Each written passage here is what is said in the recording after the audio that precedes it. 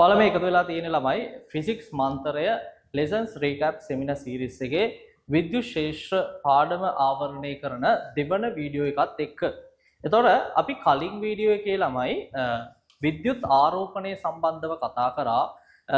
මෙතනට මේ වීඩියෝ එක බලන්න කවුරු හරි අලුතෙන් ඇවිල්ලා ඉන්නවා නම් විද්‍යුත් ශේෂ්ත්‍ර සම්බන්ධව මූලික දැනුම නැත්නම් අනිවාර්යෙන් පළවෙනි වීඩියෝ එක බලලා එන්න. මොකද මෙතනින් එහාට අපි කතා කරන්නේ මේ වීඩියෝ එක තුල ළමයි අපි කතා කරන්නේ විද්‍යුත් බලය සම්බන්ධව. අපි කලින් වීඩියෝ එක තුල කතා කරා ආරෝපණය කියන්නේ මොකක්ද? ආරෝපණයක් කොහොමද හොයන්නේ? ආරෝපණ සමග ගණනය කිරීම කරන්නේ කොහොමද? ඒත් එක්ක ආරෝපණයක් වුණාම වස්තුන් එක කොහොමද අපි ප්‍රායෝගිකව හොයාගන්නේ? විද්‍යුත් දර්ශක ගැන කතා කරා. එතකොට දැන් ආරෝපණය ගැන මූලික දේවල් ගොඩක් දේවල් අපි කලින් වීඩියෝ එක තුල කතා කරා. හරිද? එතනදී අපි කිව්වා මේ ආරෝපණය එක ආකාරයක් නෙමෙයි තියෙන්නේ, ආකාර දෙකක් තියෙනවා කියලා කිව්වා. එතනදී ළමයි දැන් සාමාන්‍යයෙන් අපි දන්නවා ධන ආරෝපණ. ඒ කියන්නේ අපි කියනවා මොනවාද? ධන ලෙස ආරෝපිත වස්තුන් දෙකක් එකිනෙක ලං කරොත් මොකද වෙන්නේ? ඒවා එකිනෙක විකර්ෂණය වෙනවා. ඒත් එක්ක ඍණ වස්තුන් දෙකක් එකිනෙක ලං කරොත් මොකද වෙන්නේ? ඒවත් එකිනෙක විකර්ෂණය වෙනවා. ධන ඍණ වස්තුන් එකිනෙක ලං කරොත් මොකද වෙන්නේ? ඒවා එකිනෙක ආකර්ෂණය වෙනවා. හරි? එතකොට ওই වගේ දේවල් ටිකක් අපි කලින් වීඩියෝ එක තුළ කතා කරලා තියෙනවා. දැන් මේ විදිහට ළමයි ආකර්ෂණයක් සහ විකර්ෂණයක් ඇති වෙනවා නම් වස්තුන් දෙකක් අතර අනිවාර්යෙන්ම ඒව අතර බලයක් ඇති වෙන්න ඕනේ නේද? හරි. අන්න ඒ බලය සම්බන්ධව තමා ළමයි අපි මේ වීඩියෝ එක තුළ කතා කරන්න යන්නේ. ඉතින් අපි කියනවා ඔය විදිහට ආරෝපණ අතර ඇතිවෙන ආකර්ෂණ හෝ විකර්ෂණ බලයට විද්‍යුත් බලය කියලා කියනවා. වැඩේ පැහැදිලි ඇති. දැන් ඔයාලා හිතන්නකො ළමයි මම ධන ආරෝපිත වස්තුවක් කියලා. එතකොට දැන් මම ධන ආරෝපිතයි නම් මට තියෙනවා හැකියාවක් සමහර ආරෝපිත වස්තුන් මගින් ඈතට විකර්ෂණය කරන්න. ඒ වගේම තවත් සමහර ආරෝපිත වස්තුන් මගේ වෙත ආකර්ෂණය කරගන්න. එතකොට මට ඔය හැකියාව පවතින ප්‍රදේශයක් තියෙනවනේ නේ. මගේ ප්‍රබලතාව පවතින ප්‍රදේශයක්. අපි හැමෝටම තියෙනවනේ මේ වගේ ප්‍රබලතාව පවතින ප්‍රදේශයක් නේ. දැන් සාමාන්‍ය ගෙවල් පැත්තට ආවම කියන්නේ මේ උඹලා මගේ ඒරියා එකට එහෙම එන්න එපා. හරි? මම තමා මේකේ ඩයල් එක උඹලා මේ සද්ද දාන්නම් එන්න එපා අපේ පැත්තටනේ. එහෙම කියලා කියනවනේ. හැබැයි මේ ප්‍රදේශයෙන් පොඩ්ඩක් එළියට ගියපු ගමන් ආයේ මේ චණ්ඩි ටික ඔක්කොම මොකද වෙන්නේ? නොන්ඩි වෙලා යනවා. හරි? එතකොට ළමයි දැන් ඔය විදිහට ආරෝපණ වලටත් තියෙනවා එයාට තවත් සමහර වස්තුන් එකිනෙක ආකර්ෂණය කරගන්නත් තවත් සමහර වස්තුන් එකිනෙක විකර්ෂණය කරගන්නත් හැකියාව පවතින බල ප්‍රදේශය. ඉතින් ළමයි අපි කියනවා ඔන්න ඔය බල ප්‍රදේශයට විද්‍යුත් ශේෂ්ත්‍රයක් කියලා කියනවා. විද්‍යුත් ශේෂ්ත්‍රයක්. එහෙනම් ඔය විද්‍යුත් ශේෂ්ත්‍රය කියලා කියන්නේ ඔය හැකියාව පවතින බල ප්‍රදේශය. හරි? විද්‍යුත් ශේෂ්ත්‍රය.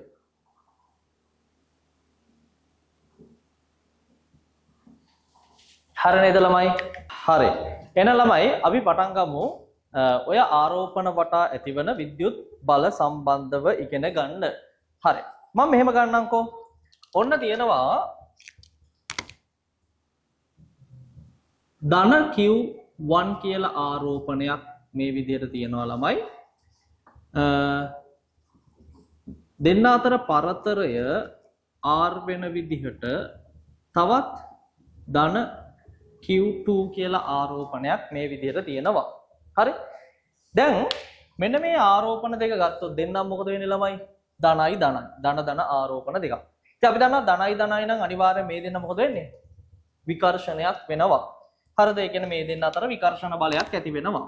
දැන් අපි මෙන්න මේ විදිහට මේ දෙන්න අතර ඇතිවන මේ විකර්ෂණ බලය සැලකුවොත් කූලෝම් කියන විද්‍යාඥයා හොයාගන්නවා මෙන්න මේ ආරෝපණ දෙකක් අතර ඇතිවන විකර්ෂණ බලය සාමාන්‍යයෙන් විකර්ෂණය හෝ ආකර්ෂණ බලය විශාලත්වයෙන් සමාන වෙනවා, දිශාවෙන් ප්‍රතිවිරුද්ධ වෙනවා. ඒ වගේම ආරෝපණ දෙක අතර වෙන වෙනම ඇති වෙනවා කියන එක හොයා ගන්නවා. හරිද?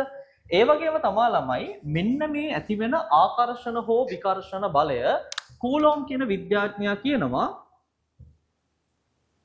අනුලෝමව සමානුපාතිකයිලු මෙන්න මේ ආරෝපණවල ගුණිතයට.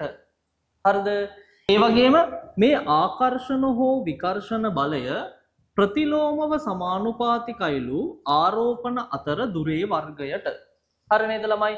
එහෙනම් දැන් මෙන්න මේ විදිහට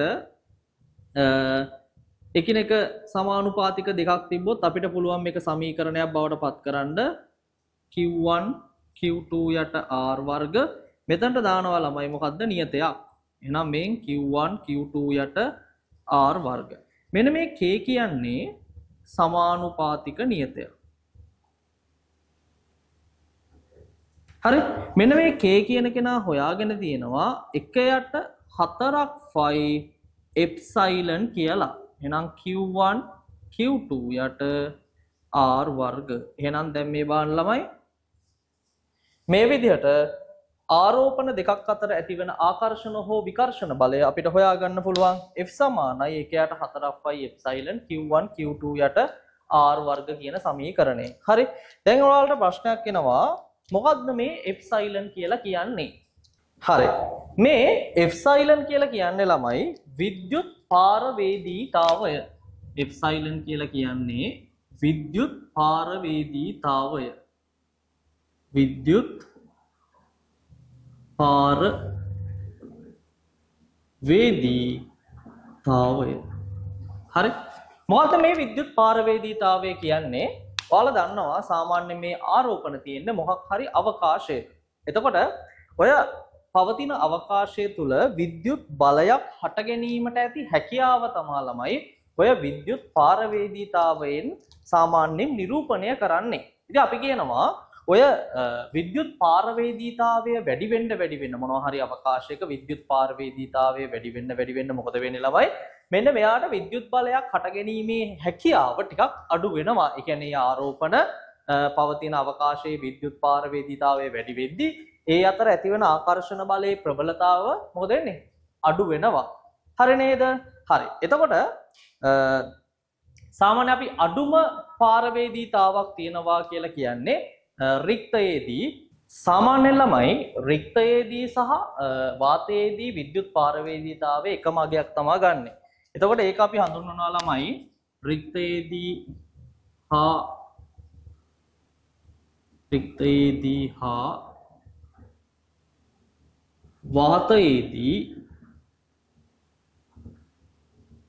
මෙන්න මේ විද්‍යුත් පාරවේදීතාවය අපි එප්සයිලන් නෝට් කියලා තමයි හඳුන්වන්නේ. මේක සාමාන්‍යයෙන් 8.85 වැඩි කිරීම 10^12ක් වර්ග මීටර් නිව්ටන් වර්ග කූලෝමීටර් කියලා එනවා. දැන් මෙන්න මෙහෙමයි මේක නම් කටපාඩම් කරගන්න අවශ්‍යතාවයක් නැහැ ළමයි. අපිට අවශ්‍ය වෙන්නේ මෙන්න මෙයා. දැන් ඉතින් ওই විදිහට රික්තයේදී හා වාතයේදී එප්සයිලන් නෝට් කියන කෙනා ওই විදිහට ලියන්න පුළුවන් නම් අපිට පුළුවන් මෙන්න මෙයාටත් ප්‍රකාශනයක් හදලා ගන්න. මෙන්න මේ 1 යට 4ක් phi epsilon නෝට් කියන කෙනාගේ අගය අපිට ගන්න පුළුවන් 1 යට 4 වතාවක් 3.14 වතාවක් epsilon නෝට් කියලා කියන්නේ 8.85 වැඩි කිරීම 10^12යි වර්ග මීටර් නිව්ටන් වර්ග කූලෝමීටර්. එතකොට අපිට එනවා ළමයි මෙන්න මේ 1 යට 4ක් phi epsilon නෝට් කියන කෙනා සමාන වෙනවා 9 වැඩි කිරීම 10^9යි වර්ග කූලෝම් නිව්ටන් වර්ග මීටරයට කියලා එනවා. වැඩි පැහැදිලිද? දැන් ඔයාලා කටපාඩම් කරගන්න ඕන මෙන්න මේ සමීකරණය. මෙන්න මේ සමීකරණය නම් කටපාඩම් කරගත යුතුයි. මොකද මේක තමයි අපි දිගින් දිගටම පාවිච්චි කරන්නේ. වැඩේ පැහැදිලි ඇති. හරි. එතකොට දැන් මොකක් හරි මාධ්‍යක, ඒ කියන්නේ වෙන මොනවා හරි මාධ්‍යක පාරවේදීතාවයේ ඉදිරිපත් කරනවා නම් ඒක ඉදිරිපත් කරන්නේ ළමයි අපි සාමාන්‍යයෙන් ඒකට කියනවා සාපේක්ෂ පාරවේදීතාවය නැත්නම් පාරවිද්‍යුත් නියතය කියලා කියනවා. පාරවිද්‍යුත් නියතය. පාරවිද්‍යුත් නියතය නැත්නම් අපි කියනවා සාපේක්ෂ පාරවේදීතාව. සාපේක්ෂ පාරවේදීතාව. දැන් ඔය සාපේක්ෂ පාරවේදීතාව කියලා කියන්නේ ළමයි n අපි ඔක n කියලා තමයි හඳුන්වන්නේ. සාමාන්‍යයෙන් n කියන්නේ මාධ්‍යක පාරවේදීතාව මාධ්‍යක පාරවේදීතාව බෙදනවා අපි රික්තයේදී පාරවේදීතාවය රික්තයේදී පාරවේදීතාවය. එතකොට අපිට එනවා මෙන්න මේ n කියන කෙනා epsilon බෙදීම epsilon naught. එහෙනම් ඕනම මාධ්‍යයක අපිට විද්‍යුත් පාරවේදීතාව හොයන්න පුළුවන් n epsilon naught කියලා. වැඩේ පැහැදිලි. දැන් මොනවා හරි මාධ්‍යක පාරවේදීතාවය නැත්නම් පාර විද්‍යුත් නියතය දීලා ඔයාලට මෙන්න මේ විදිහට විද්‍යුත් බලය ලියන්න තිබ්බොත් ඉතින් ඔයාලට කරන්න තියෙන මහ ලොකු දෙයක් නෙමෙයි. ඉතින් අපි සාමාන්‍යයෙන් දන්නවා ළමයි මේ F සමානයි 1 යට 4ක් ෆයි එප්සයිලන් වතාවක් Q1 Q2 යට R වර්ගනේ. ඉතින් මේ එප්සයිලන් වෙනුවට ඔයාට අනිවාර්යයෙන්ම දෙනවා ළමයි පාර විද්‍යුත් නියතය. එතකොට ඔයාට ලියන්න තියෙන්නේ F සමානයි 1 යට 4ක් ෆයි n epsilon naught Q1 Q2 යට R වර්ග. නැත්නම් අපිට ලියන්න පුළුවන් 1 යට n වතාවක් 1 යට 4ක් ෆයි epsilon naught Q1 Q2 යට R වර්ග. මෙන්න මේ සමීකරණය මතක තියාගන්න. මෙහෙමයි, මේක නම් මතක තියාගන්න අවශ්‍ය නැහැ. ප්‍රධාන වශයෙන් ඉතින් ඔයාලා මතක තියාගන්න ඕන මෙන්න මේ සමීකරණය සහ මෙන්න මේ නියතය අගය සහ මෙන්න මෙයා විතරයි. වැඩේ පැහැදිලිද ළමයි, තේරුණාද? හරි. දැන් ඊළඟට ඔයාලට එන ප්‍රශ්නයක් තමයි සර් මේ සමීකරණේ දානකොට මේ ආරෝපණවල ලකුණ ආදේශ කරන්න ඕනේද? හරි පුතේ. මෙහෙමයි. මේ සමීකරණේ දාද්දි සාමාන්‍යයෙන් ලකුණ ආදේශ කරන්න අවශ්‍යතාවයක් නැහැ. හේතුව තමයි මේ ආරෝපණවල ලකුණ අනුව ඔයාලා දන්නවා ඇති වෙන්නේ ආකර්ෂණ බලයක්ද නැත්නම් විකර්ෂණ බලයක්ද කියන එක. හරිද? ඉතින් ඔයාලා දන්නවනේ මේ වෙද්දි මොනවද? සාමාන්‍යයෙන් ධන ධන නම් ආරෝපණ වර්ග ධන ධන නම් එකිනෙක විකර්ෂණය වෙනවා. ධන ඍණ නම් එකිනෙක ආකර්ෂණය වෙනවා. ඍණ ඍණ නම් එකිනෙක විකර්ෂණය වෙනවා. වැඩේ පැහැදිලිද? ඒක නිසා දැන් ඔයාලට ආරෝපණය දිහා බලපුවාම ටක් ගාලා මෙන්න මේකේ ඒක නිසා ඔයාලට මෙන්න මේ ආරෝපණය දිහා බලපුවාම කියන්න පුළුවන් ටක් ගාලා මේක විකර්ෂණයක්ද ආකර්ෂණයක්ද කියලා. ඒකෙන්ද ඔයාලා මේකට ලකුණ ආදේශ කරන්න අවශ්‍යතාවයක් නැහැ. වැඩේ පැහැදිලි නේද? හරි. එතකොට ළමයි මම නෝට් එකක් විශේෂයෙන් දෙන්නේ නැහැ. ඔයාලට අවශ්‍ය දේවල් තියෙනවා නම් මේ මාත් එක්කම ලියාගෙන යන්න. හරි නේද ළමයි? හරි. අපි යන් ඉස්සරහට. හරි. දැන් උන මම ගණන් දෙකක් දාලා තියෙනවා. ටක් ගාලා වීඩියෝ එක පෝස් කරලා මේ ගණන් දෙක හදන්න. මෙතනදී බලය ඇති වෙන්නේ විකර්ෂණ බලයක්ද ආකර්ෂණ බලයක්ද කියන එකත් පෙන්නලා මේකට අදාළ උත්තරෙත් හොයන්න.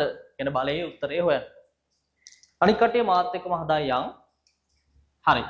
මේ බලන්න ළමයි දැන් අපි දන්නවා මෙන්න මෙයා ධන ආරෝපණයක් මෙයා ඍණ ආරෝපණයක් අනිවාර්යයෙන්ම මේ දෙන්න අතර ඇති වෙන්නේ ළමයි ආකර්ෂණ බලයක්. මම ඒ බලය F1 කියලා ගන්නම්. ඉතින් ළමයි අපිට F1 කියන බලය හොයන්න පුළුවන්.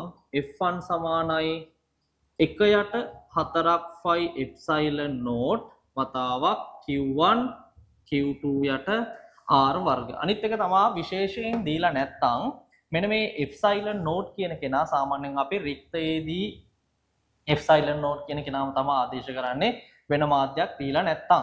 හරි නේද ළමයි?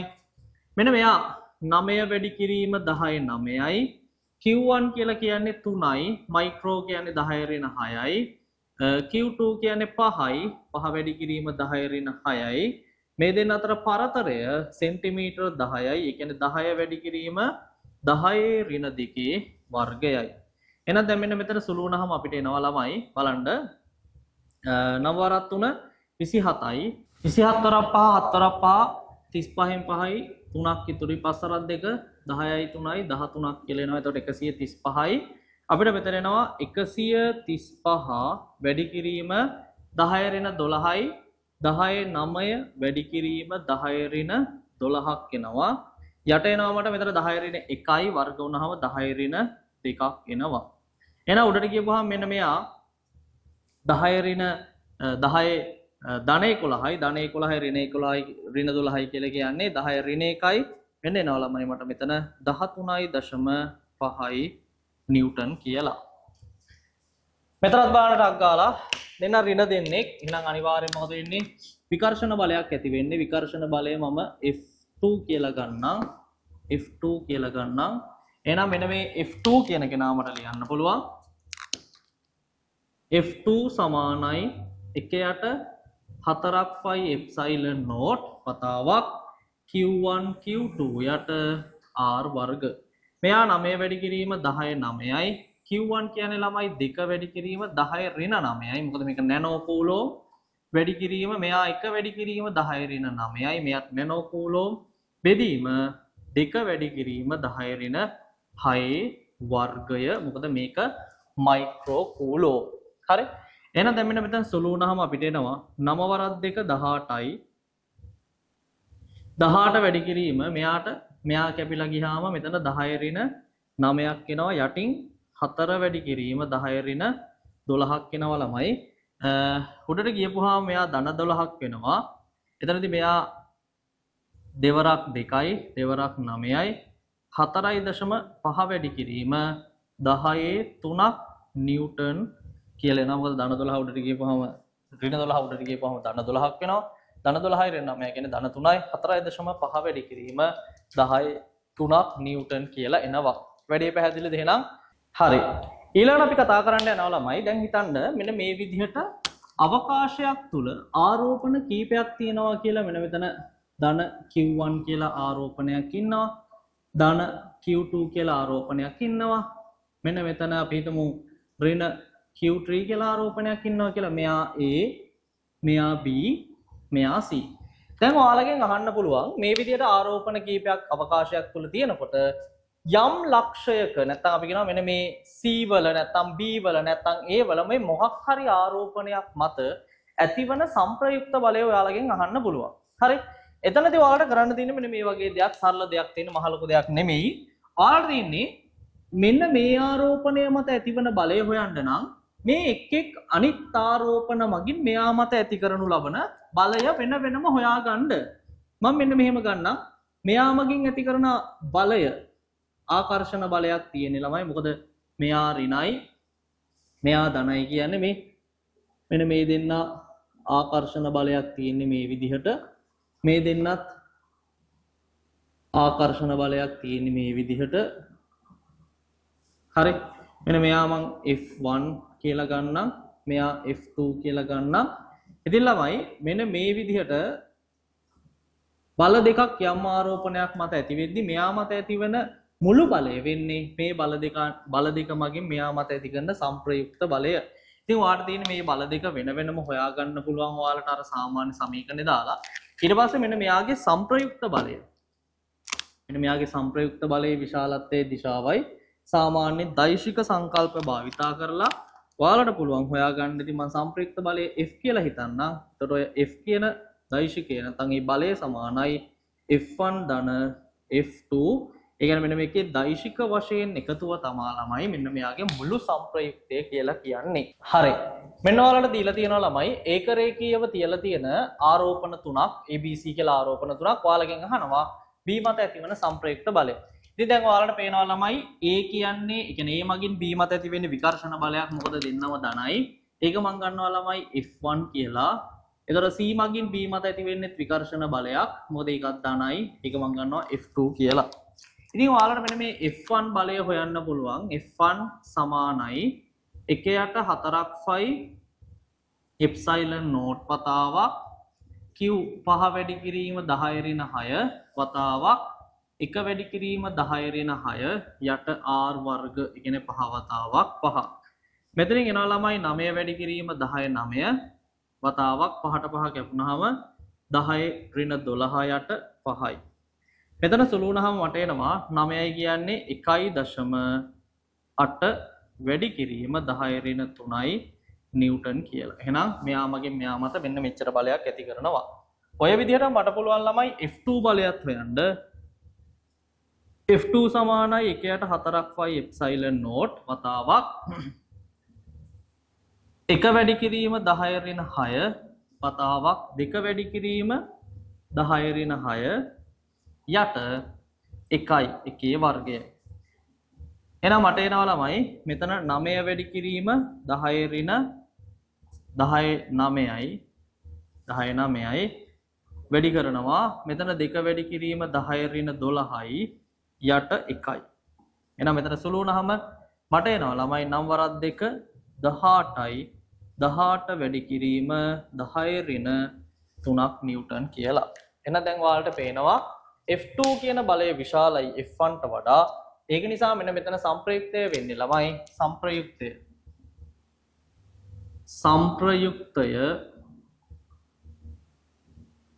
F නම් අපිට මෙන්න මේ F ලියන්න පුළුවන් F සමානයි මේ පැත්තට තියෙන්නේ F2 ඍණ F1 කියලා එනවා. F2 කියන්නේ ළමයි 18 වැඩි කිරීම 10 ඍණ 3 ඍණ 1.8 වැඩි කිරීම 10 ඍණ 3යි. මේක අඩු වුණාම ළමයි මට එනවා 16.2 වැඩි කිරීම 10 ඍණ 3යි නිව්ටන් කියලා. වැඩි පැහැදිලි ඇති. හරි. ඔය ගමන්ම අපි A level ගණන් ටිකත් හදාගෙන යන්න ළමයි. මම ඔයාලට ස්ක්‍රීන් එකේ දාන්නම් ගණන් ටික. මම ගාන හදන්න කලින් ඔයාලා ගාන හදනවා නම් පෝස්ට් වීඩියෝ එක පෝස්ට් කරලා ටක් ගාලා ගාන හදන්න. ඊට පස්සේ ඔයාලා උත්තරේ බලන්න. හරි. අපි ටක් ගාලා ගණන් ටික හදාගෙන යමු ළමයි. රූපයේ පෙන්වා ඇති පරිදි x සහ y ලක්ෂීය ආරෝපණ දෙකක් සරල රේඛාවක් දිගේ අචලව තබා ඇත. x හි ආරෝපණය ධන කිව්වේ ලක්ෂීය ඍණ ආරෝපණයක් p ලක්ෂයේ තැබූ විට එය අචලව පවතී. y හි ආරෝපණය කුමක්ද? ආරෝපණ මත ක්‍රියා කරන අනිකුත් සියලුම බල නොසලකා හරින්න කියලා කියනවා. මේ බලන්න ළමයි x කියලා ආරෝපණයක් ඉන්නවා. මේ පැත්තේ y කියලා ආරෝපණයක් ඉන්නවා. මෙන්න මේ මැද ඉන්නවා p කියලා ආරෝපණයක්. හරි. එතකොට x සහ y කියන්නේ දෙන්නම ධන කිව් ආරෝපණ. මෙයා ධන කිව් ආරෝපණයක්. එතකොට y ගේ ආරෝපණය අපි දන්නේ නැහැ. එයා q කියලා අපි ගමු. එතකොට p ගේ ආරෝපණය අපිට දීලා තියෙනවා මෙයා ඍණ q. එතකොට මෙන්න මේ අතර පරතරය x කියලා දීලා තියෙනවා. මේ පරතරය අපිට මූල දෙකක් x කියලා දීලා තියෙනවා. දැන් අපිට කියන කතන්දරය තමයි ළමයි මෙන්න මේ p කියන ආරෝපණය අචලව තියනවලු. හරි. p ආරෝපණය අචලව තියනවා නම් ඒකෙන් අදහස් කරන්නේ මොකද්ද? මෙයා මගින් මෙයා මත ඇති කරන බලයයි මෙයා මගින් මෙයා මත ඇති කරන බලයයි එකිනෙකට ප්‍රතිවිරුද්ධයි. ඒ වගේම තමයි විශාලත්වය මොකද වෙන්නේ ළමයි? සමානයි. එහෙනම් දැන් අපි දන්නවා ළමයි මෙයා නිසා මෙයා මත ඇති වෙන්නේ ආකර්ෂණ බලයන්නේ. ඒක මම F1 කියලා ගන්නවා. හරිද? එහෙනම් මේ බලයට සමාන විරුද්ධ බලයක් ඇති වෙන්න නම් මෙයා මොකද වෙන්න ඕන මෙයාව? එහෙනම් අනිවාර්යයෙන්ම ආකර්ෂණය කළ යුතුයි. එහෙනම් දැන් අපිට එතනින් ගම්මේ වෙනවා අනිවාර්යයෙන්ම Q කියන්නේ මොකද්ද? ධන ආරෝපණයක්. හරි. එහෙනම් මෙයා මත ඇති වෙන සම්ප්‍රයුක්ත බලය ශූන්‍ය වෙන්න නම් නැත්නම් මෙයාව සමතුලිත වෙන්න නම් මේ F1 බලය මොනවා වෙන්න ඕනද ළමයි? F2 බලයට සමාන වෙන්න ඕනේ. එහෙනම් F1 සමානයි F2 වෙන්න ඕනේ. එහෙනම් ටක් ගාලා අපි ලියමු ළමයි මෙන්න මේකට සූත්‍රය. 1යට 4ක් phi epsilon naught මේ දෙන්න අතර එනවා F1 Q1 Q වතාවක් Q යට x වර්ග. මෙතන එනවා 1යට 4ක් phi epsilon naught වතාවක් Q වතාවක් capital Q යට මූල දෙකක් x කියන්නේ යාගේ වර්ගය වෙනකොට ළමයි 2යි x වර්ග කියලා කෙලින්ම මට ලියන්න පුළුවන්.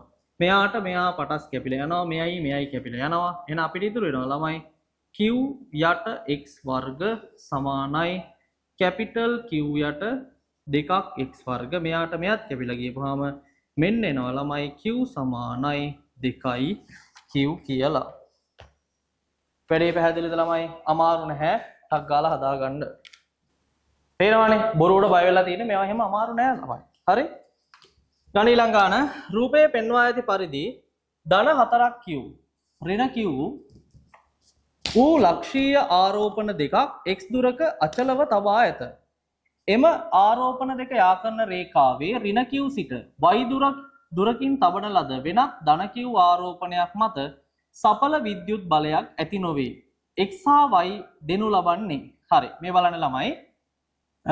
මෙන්න මෙහෙම තියෙනවා ධන 4ක් Q ආරෝපණයක් x දුරකින් තියලා තියෙනවා ඍණ Q ආරෝපණයක් y දුරකින් තියලා තියෙනවා ධන Q ආරෝපණයක්. ඉතින් ළමයි ධන Q ආරෝපණය මත සඵල විද්‍යුත් බලයක් ඇති නොවේ කියලා කියනවා ළමයි. එහෙනම් මෙයා මත තමයි සඵල විද්‍යුත් බලයක් ඇති වෙන්නේ නැත්තේ. මෙයා A නම් මෙයා B නම් මොකද වෙන්න ඕන? මෙයා නිසා මෙයා මත විකර්ෂණ බලයක් ඒක FA කියලා ගන්න පුළුවන් මේ විදිහට. මෙයා නිසා මෙයා මත ආකර්ෂණ බලයක් අපිට FB කියලා ගන්න පුළුවන්. මෙන්න මේ FA FBට සමානයි නම් අන්න අරයට සඵල විද්‍යුත් බලයක් ඇති වෙන්නේ නැහැ. එහෙනම් දැන් අපිට ටක් ගාලා ලියන්න පුළුවන් මේ වෙලාවේදී FA සමාන වෙන්න ඕන FBට 1/4යි එප්සයිලන් වතාවක් FA කියන කෙනා මට ලියන්න පුළුවන් මෙන්න මේ මුළු දුර එනවා. එතකොට FA කියන්නේ ළමයි 4යි q වතාවක් q යට මුළු දුර අපිට එනවා ළමයි මේ x ධන y සම්පූර්ණ වර්ග සමානයි 1/4යි එප්සයිලන් වතාවක් q යට y වර්ග. එහෙනම් මෙන්න මෙතන සුළු වෙලා යනවා. මෙන්න මෙයාට මෙයා කැපෙනවා q කැපෙනවා. අපිට එනවා 4 යට x ධන y ගේ සම්පූර්ණ වර්ග සමානයි 1 යට y වර්ග. සුළු කරන්න කලබල වෙන්න එපා. දෙපැත්තෙම අපි වර්ගමූලය සැලකුවොත් අපිට එනවා ළමයි 2 යට x ධන y යට 1 යට y. එහෙනම් x ධන y සමානයි 2y. එහෙනම් මෙයා මේ පැත්තට ගියපුවාම අපිට එනවා x සමානයි y කියලා. වැඩි පැහැදිලි ඇති. හරි නේද ළමයි? හරි. බලන්න ළමයි ඊළඟ ගාන රූපයේ පෙන්වා ඇති පරිදි පැත්තක දිග සිම්පල් ලේබන ABC සමපාද ත්‍රිකෝණයෙහි B සහ ශීර්ෂ මත එක එකක් ධන Q ආරෝපණ රඳවා ඇති අතර වෙනත් ලක්ෂීය ධන Q ආරෝපණයක් P ලක්ෂයේ රඳවා ඇත කියලා කියනවා. හරි. A ලක්ෂය මත තබන ලද ඒකක ධන ආරෝපණයක් මත ශූන්‍ය සංප්‍රයුක්ත බලයක් ක්‍රියාත්මක වෙන්නේ AP දුර කොච්චරක් වුණොත්ද කියලා තමයි අපෙන් අහන්නේ. ඒ කියන්නේ මෙන්න මෙයා මත ධන Q ආරෝපණයක් තිබ්බොත් අපි ගෙනල්ලා මෙන්න මේ ඉතිරි ආරෝපණ නිසා මෙන්න මේ ධන Q ආරෝපණය මත ඇතිවන සංප්‍රයුක්ත බලය ශූන්‍ය වෙන්නේ මෙන්න මේ දුර AP දුර කියන්නේ මෙන්න මෙයා මම ඒකට x කියලා දාන්නම්. මේ x දුර කොච්චරක් වුණොත්ද කියලා අපෙන් අහනවා. ඉතින් දැන් ඔයාලා දන්නවා මෙයා ධන නම් මෙයා ධන නම් මේ දෙන විකර්ෂණයක් තියෙන්නේ මෙන්න මෙහෙට. මෙන්න මේ පාදයේ දිගේ F කියලා විකර්ෂණ බලයක් ඇති වෙනවා. ඒතර මේ පාදයේ දිගෙත් ළමයි මෙතන විකර්ෂණ බලයක් ඇති වෙනවා. ඒ දෙන්න විශාලත්වයෙන් සමානයි. හේතුව මේ දෙන්නගේ ආරෝපණ දෙක සමානයි, දුර්වල සමානයි, සියල්ලම සමානයි. එහෙනම් මෙතන සංප්‍රයුක්ත බලය ශූන්‍ය වෙන නම් මෙයාත් ධනයි. මෙයා වගේ මෙන්න මෙතන F1 කියලා බලයක් ඇති කරනවා. ඉතින් මෙන්න මේක සමපාද ත්‍රිකෝණයක්. ඒතර මෙයාත් 30යි, මෙයාත් 30යි, මෙයාත් 30යි, මෙන්න මෙයාත් 30ක් වෙනවා. එහෙනම් මෙන්න මේ පොඩි කෝණය ළමයි අංශක 30ක් වෙනවා. එහෙනම් මෙන්න මෙතන සංප්‍රයුක්ත බලය ශූන්‍ය වෙන්න නම් ඔයාලට දැන් මෙතන පේනවා වැඩි මොකද්ද? F cos 30 ධන F cos 30 සමාන වෙන්න ඕනේ ළමයි. මොකේද? F1ට මෙතනින් එනවා දෙකක් F cos 30 සමානයි F1. එහෙනම් දෙවතාවක් F කියලා කියන්නේ 1/4යි එප්සයිලන් නෝට් වතාවක් මෙන්න මේ ආරෝපණ අතර ගුණිතය q යට යට r වර්ග කියන්නේ a වර්ග cos 30 කියන්නේ ළමයි මූල 3 යට 2යි. මෙතනින් එනවා 1/4යි එප්සයිලන් නෝට් එප්සයිලන් නෝට් මෙතන ගුණිතයත් q ම තමයි මොකද ආරෝපණ දෙක සමානයි q යට මෙතන එනවා ළමයි x වර්ග දැන් අපෙන් x නේ අහන්නේ q යට q කැපිලා යනවා මෙයාට මෙයා කැපිලා යනවා අපිට මෙතන සුළු වුණාම දෙකට දෙක කැපිලා යනවා මූල 3 යට a වර්ග කියන කෙනා සමානයි 1 යට x වර්ග එහෙනම් x වර්ග උක්ත කරොත් අපිට එනවා a වර්ගයට මූල 3යි මෙතන සුළු වුණාම අපිට එනවා x සමානයි a යට මූල 3 කියන්නේ මූල ඇතුලේ මූල 3ක් කියලා එනවා. වැඩේ පැහැදිලිද? හරි. මේ බලන්න ළමයි ඊළඟ ගාන රූපයේ පෙන්වා ඇති පරිදි ස්කන්ධයේ M වූ සර්වසම ගෝල දෙකක් දිග L වූ සැහැල්ලු තන්තුවකින් නෙල්ලා ඇති අතර එම ගෝල මත ධන Q වූ සජාතීය ආරෝපණ දෙකක් ඇත. sin θ සමානයි tan θ වන ලෙස θ කුඩා නම් ගෝල දෙක අතර වෙන්වීම x ලබා දෙනුයේ. එහෙනම් දැන් මෙච්චරයි ළමයි අපිට කරන්න තියෙන්නේ. මෙතන දැන් ඔයාලට පේනවා ධන Q කියන්නේ මෙන්න මෙතන විකර්ෂණයක් F කියලා ඇති වෙනවා. මෙන්න මෙයා mg මොකද බර පහළට ක්‍රියාත්මක වෙනවා. සිම්පල් mg බර පල්ලෙහාට ක්‍රියාත්මක වෙනවා. මෙයාගෙත් එනවා හැමම. මෙන්න මෙතනින් මම කෝණේ සැලකුවොත් මෙයා θ නම් මෙයා θ. මෙතන තන්තුට ආතතියක් ඇති වෙනවා tt. ඉතින් කායි කලබල වෙන්නත් එපා, කල්පනා කරන්නත් එපා. ටක් ගාලා බල සමතුලිතයක් සලකන්න. මේ සිරස් බල ගත්තාම වාට එනවා t cos θ සමානයි mg1. එතකොට තිරස් බල සලකපුවාම අපිට එනවා f සමානයි තිරස් බල සමතුලිතයේ සලකපුවාම අපිට එනවා t sin θ සමානයි f කියලා. මේක 2. එහෙනම් 1 බෙදුවොත් 2කින්. එහෙනම් 2 බෙදුවොත් 1කින් අපිට එනවා t sin θ යට t cos θ සමානයි f බෙදීම mg. t ට t කැපුණාම අපිට එනවා ළමයි tan θ සමානයි f බෙදීම mg කියලා. හරි. ඉතින් ළමයි දැන් tan θ කියන කෙනා ආසන්න වශයෙන් sin θ ට සමානයි කියලා දීලා තියෙනවා. එහෙනම් tan θ ආසන්න වශයෙන් sin θ ට සමාන නිසා අපිට ලියන්න පුළුවන් sin θ සමානයි f බෙදීම mg.